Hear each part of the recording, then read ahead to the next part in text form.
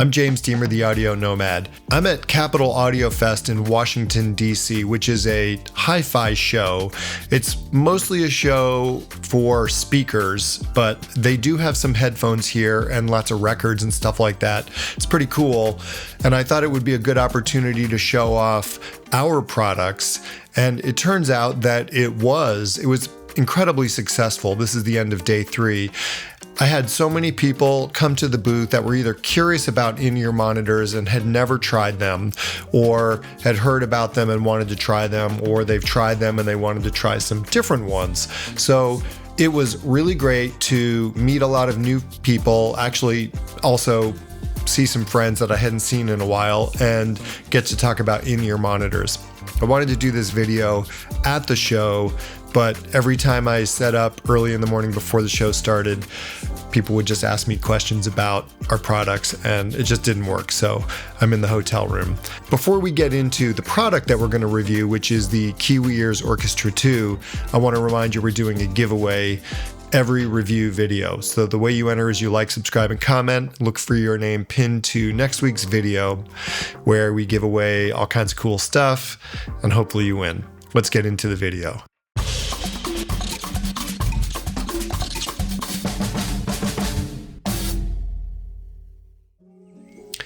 I believe it was around 2022 when Kiwi Ears came out with the original orchestra, which was 8 balanced armatures, and it was a $500 set.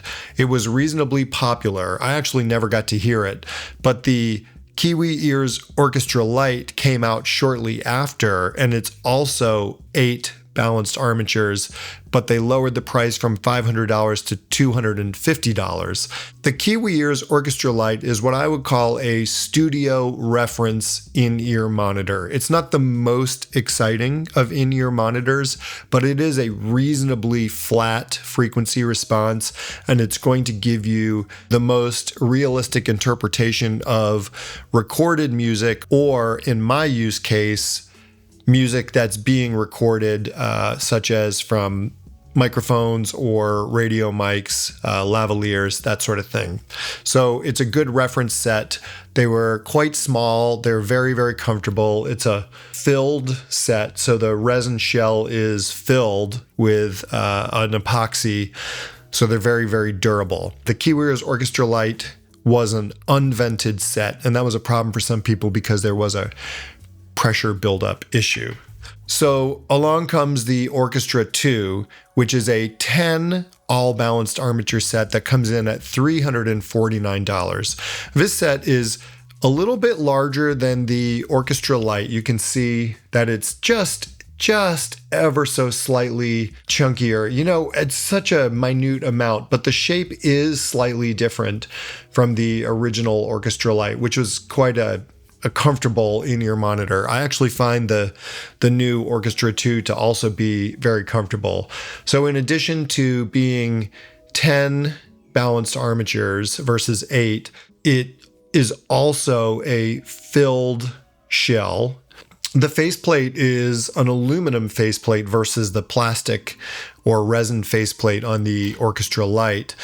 And it has a honeycomb grill sort of like feature on it that covers a mother of pearl, and it's quite beautiful. It's very elegant and understated in-ear monitor. I like it a lot. It's not vented like the Orchestra Lite, so if venting is something that you need, that's something to consider with this in-ear monitor. One thing that's really cool is if you look closely at the bass BAs, there are 2 big daddies in here. They're clear, and you can see the copper winding, and you can even see the armature, which I would imagine if you played a slow enough or a low enough frequency, you might even be able to see the thing wiggle in there. It'd have to be a pretty low tone, but it's cool nonetheless to see the craftsmanship inside this in-ear monitor, because it really is made with an extreme amount of care, and it shows. It's almost a work of art. I could stare at this thing all day.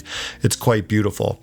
It does have 3 tubes, because balanced armatures, unless it's the open style BA, exits from a tube where there are filters, and some of these have stacked filters. They have multiple filters, and then there are 3 openings in the resin nozzle. So it's not a metal nozzle, it's a resin nozzle.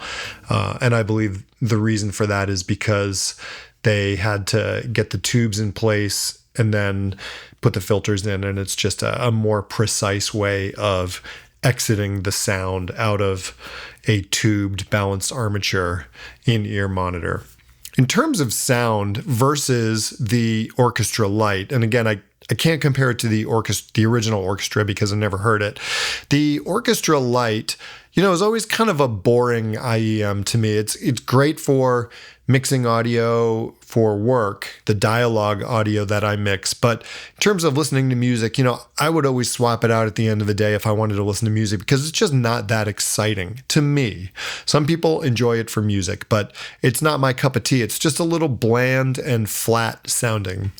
The Kiwi Ears Orchestra II fixes that to some extent, and it does it. I haven't been able to graph it yet because I got it and I came right to this show.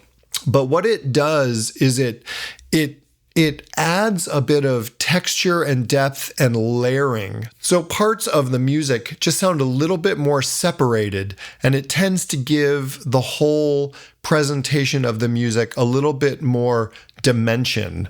It's like it's fractured apart a little bit in a good way versus just a, kind of a flat layer. It opens everything up. Maybe it's like going from black and white to color or something like that. It just gives enough of a pop that they're really fun to listen to.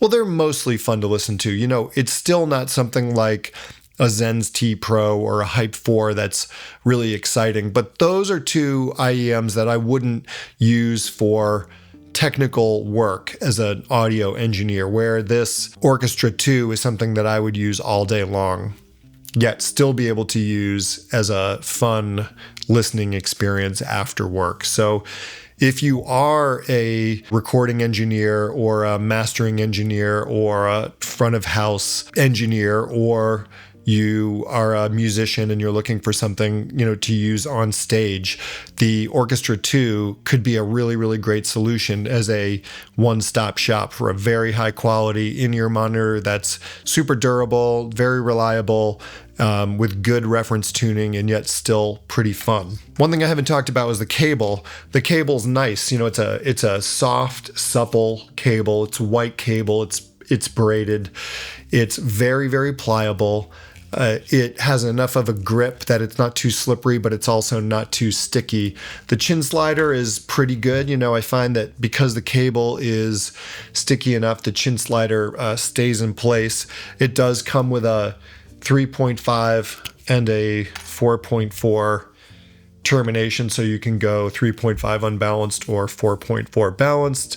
You get that for your $349. The box is actually a really pretty box. It probably does come with a case, and it probably comes with tips. I apologize that I don't have that to show you right up front. But in a nutshell, the Kiwi Ears Orchestra II is, in my opinion, a very worthy upgrade to the Kiwi Ears Orchestra Lite. People often ask when a revision to a product comes out, is it worth upgrading? And in the case of the Orchestra II versus the Orchestra Lite, I would say yes. While the build quality is essentially the same for these 2 IEMs, the sound quality is a noticeable improvement with the Orchestra II over the Orchestra Lite. The fit is pretty much the same. I'd say it's very good.